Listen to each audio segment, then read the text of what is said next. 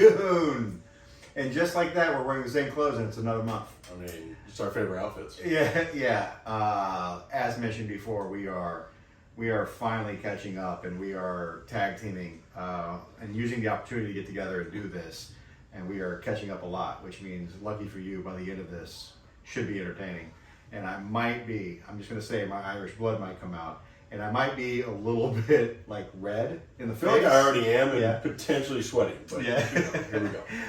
So, ladies and gentlemen, it is June, and a couple unique selections this month. And I think for the society, you got a brand with a history, a brand that's kind of relaunched recently. A brand that I see on TV more often now than I ever have before, so I kind of want to address that in a minute. But also offers quite an offering. Like, you can find some different things that they're doing, and none of it is like unattainable. Like, no matter what it is, it's still within a price range that isn't going to be like, I need to refinance my home in order to try it. So, well, at least the lower. But even the high end stuff isn't crazy. That's true. It's not crazy. So also has historically has touched hands with some of the who's who people and families. Well, even more recently, and that's kind of the cool thing. Yeah. So let's answer a few questions right off the bat. So, one, Yellowstone. No. Not a recent branded thing just to capitalize on a famous show, right? No. Yellowstone's been around since 1872, really inspired by the national parks and the system there, like literally named after it. Although the show did spark the commercials.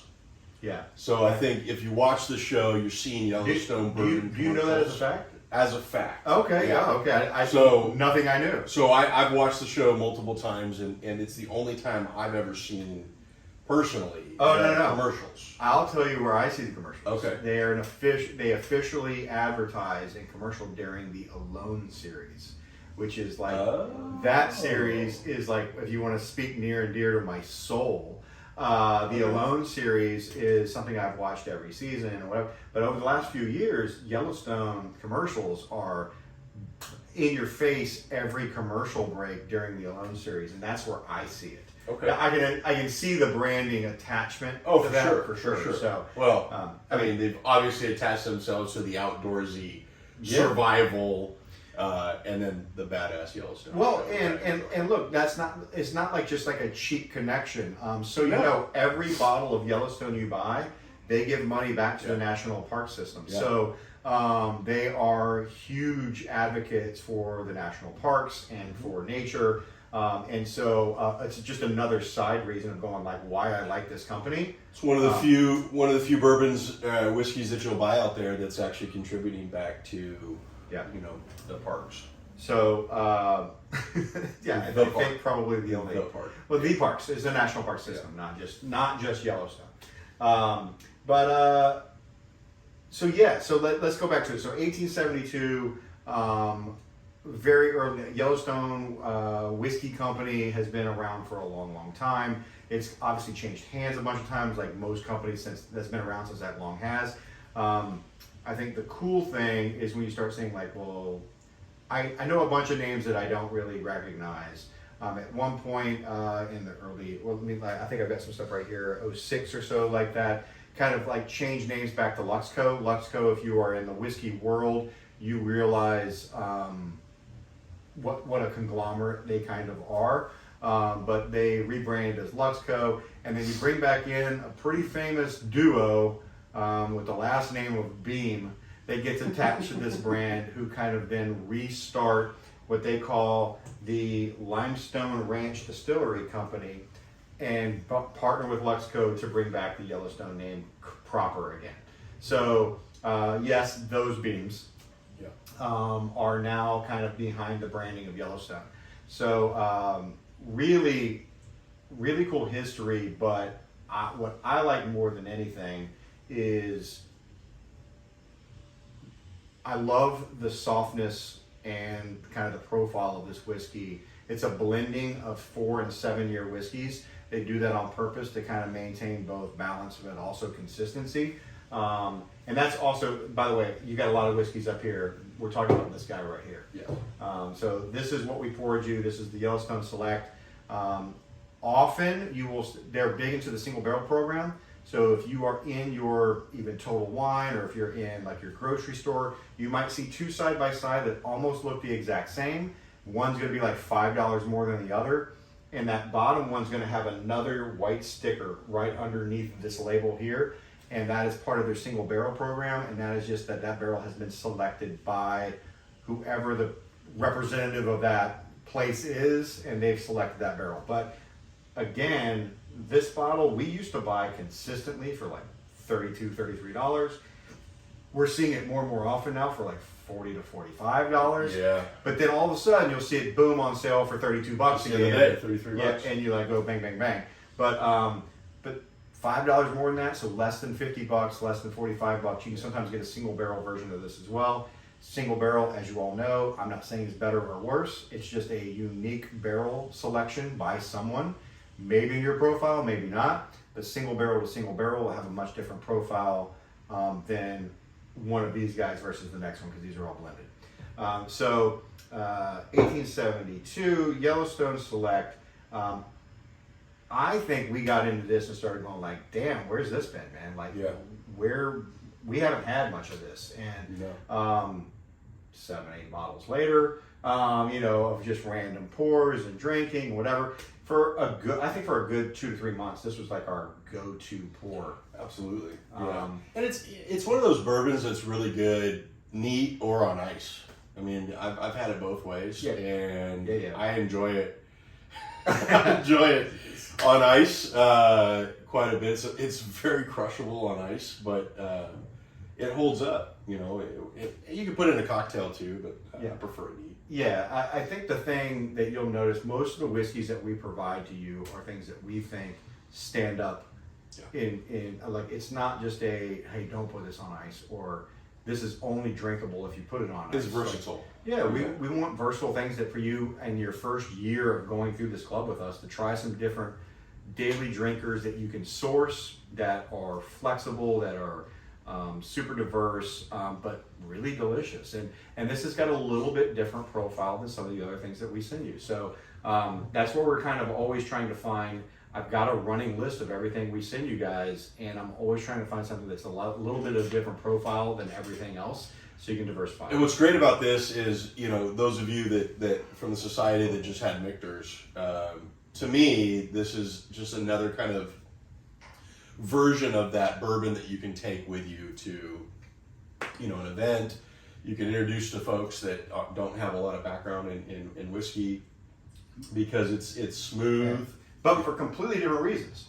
Like, absolutely, the profile of this in Michter's couldn't be more polar opposite. Oh, they're absolutely opposite. But both are bottles that I feel are very palatable for people that are just starting to drink whiskey. I agree. And as you can see, the cool thing about Yellowstone is they've got some really unique. One, I think they have some of the most beautiful labels. I do too. I really, for as simple as it is, and as simple as the label design is, I think it's great.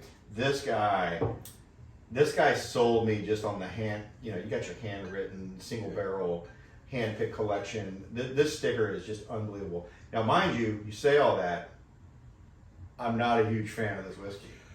This single barrel. We had that. I want to say, I don't know if we opened it on your birthday or one of these days. You had opened that for us, and we thought, okay, this is going to be so exciting. This is going to be exciting and fantastic, and it was a little bit of a letdown. It's got like real heavy cereal note, right? Like, I prefer to drink the regular, Select. That's the way it goes sometimes. But that's how it is, right? I mean, that's why we do this. But then you got like this guy. Yeah. And that guy probably won't get opened. The color of that guy just gets me, man. Like this is a 101 proof, finished in Amarone casks. You know what I have?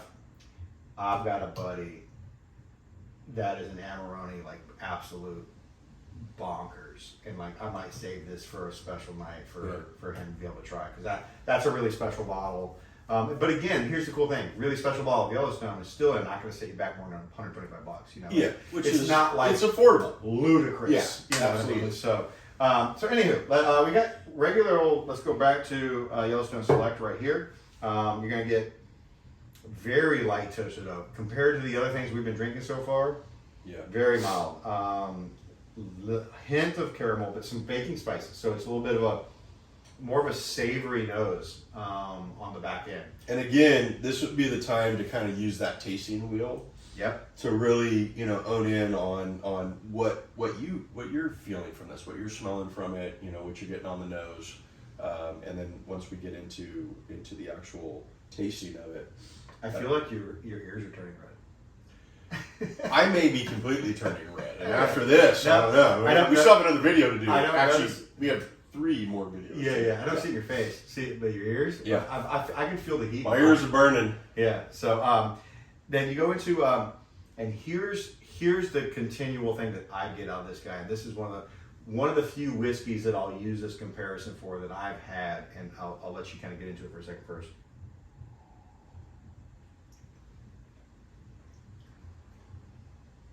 There it is. So vanilla, peach, and that's one you don't hear me say very often. That's true. And then leather on the back end. But there is a bright, acidic, sweet, summer peach kind of middle body that every time when I drink Yellowstone, it's a very soft, light, warm weather, almost kind of summery taste. And like lots of times bourbon to me tastes like a fall beverage, right? Like you're getting flavors that to you are like maple and oak and caramel and these things that you kind of associate with that. You're not getting those flavors? No, that's exactly right. And like the one thing that I always give from this, it's more of a warm weather whiskey. Like it tastes more refreshing and fruit forward and bright. And that's one. But power suggestion might be a thing, like, where you just sometimes feel like you say something and then but like as I was talking and just expelling everything out, and I'm talking about, I almost like pure tasted like a peach cobbler kind of thing going on. Like, look, that it may be me, but I always seem to get it. It's just like me and larceny. I could blind drink larceny out of anywhere and I get coconut. Yeah. I always taste coconut. And it's never like something I hear about, or I think I've read it once where somebody also said coconut in a whiskey, but I get it. I seem to always get this buttery, peachy, cobbler kind of finish in my mouth afterwards. Hey, yes, you do. Yeah. So, sweet oak, leather. The heat for me, and this is, I know we talked about peppercorn before, and this is a cool descriptor. Yeah. Heat can be described a lot of ways. Heat can be cinnamon. Heat can be peppercorn. Heat can be, just pure pepper, like black pepper.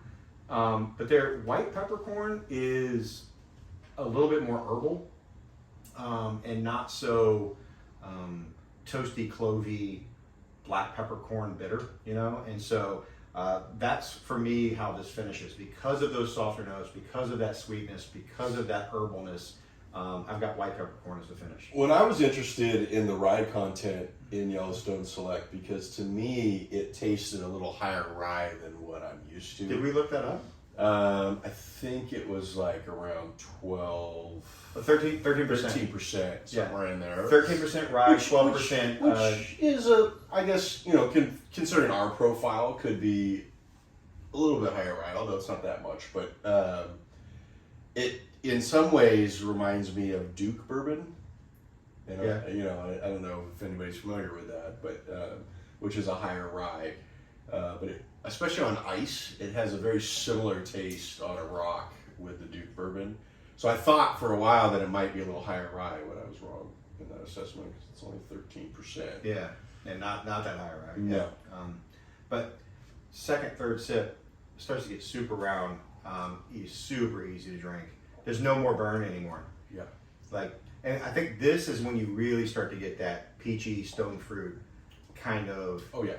kind of taste, because now you're not getting the heat, it's not combating it all. You just get some of those really unique, soft flavors. Be a great like camping bourbon, you know.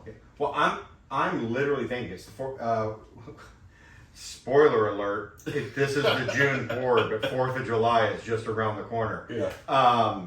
One of the things I was looking to make was like some kind of like peach dessert, right? Like a peach cobbler type thing, or a peach tart. And this has got me again, this flavor, even because again, we poured this and had it in bottles like over a month ago. So yeah. I'm coming back and revisiting it, and it's making me go, I might want to do some type of bourbon peach desserty thing and use Yellowstone in it, because I think the note is there. I mean, that sounds wonderful. Yeah, so even if I make a bourbon caramel out of this for a yeah. peach dessert, absolutely, like it's going to be incredible. So, so you cook with it and you drink. Well, you can do anything with it, yeah. especially for under $40, and you can go to pretty much any store and get it. That's the beauty of some of the stuff that we share. So, listen, guys, we hope you enjoy Yellowstone. I know I do. I think it's a company with a really cool mission. It's a company with a really long history. It's a company that offers you a lot of variations of what they're doing, and it may or may not be in your profile, but it's attainable. So you can try and experiment some of the things that they're doing with it. But the basic, just Yellowstone, 93 proof, high peach, it's a softer, easier to drink whiskey that I think just adds something very, very different. Going back and forth, last pour, you're probably going to get them fairly similarly. Like if you haven't drank the Michter's yet, if you have not drinking. If you're not drunken. Not drunken if you have not drank. I'm from the South, drank. Drank. If you ain't drank, if you haven't drank the Michter's yet, and you drink that and then turn around and drink the Yellowstone, these things are like polar opposites when it comes to alcohol. And one thing we didn't go over kind of the history, but the term limestone. I mean, we didn't really get into that, and I'm not sure we've got into that too often. But early in the Kentucky whiskey conversation, we talked about the importance of limestone and the water filtration. And the water filtration. Yeah. But I mean, there's a reason why they call it limestone, branch distillery. Yeah, because they're adding that term of limestone, because that's a big part of what makes Kentucky bourbon what it is the water. Exactly. The natural water sources that they use in producing their whiskey are filtered through natural limestone formations that create a very unique and very high quality water. Even though Yellowstone's in Wyoming. But unrelated. Yeah. As we learned from Michter's. On that note. As we learned from Michter's, we never let some details get in the way of a great story. Absolutely. Yeah. So listen, guys, we hope you enjoy. I know we just did. We did. And I'm again just blown away by, for me, the peach aspect again, and it makes me love it again. So phenomenal society pour. Thank you all for tuning in. Leave some comments if you can. Those 12 or 13 of you that might be watching. And cheers.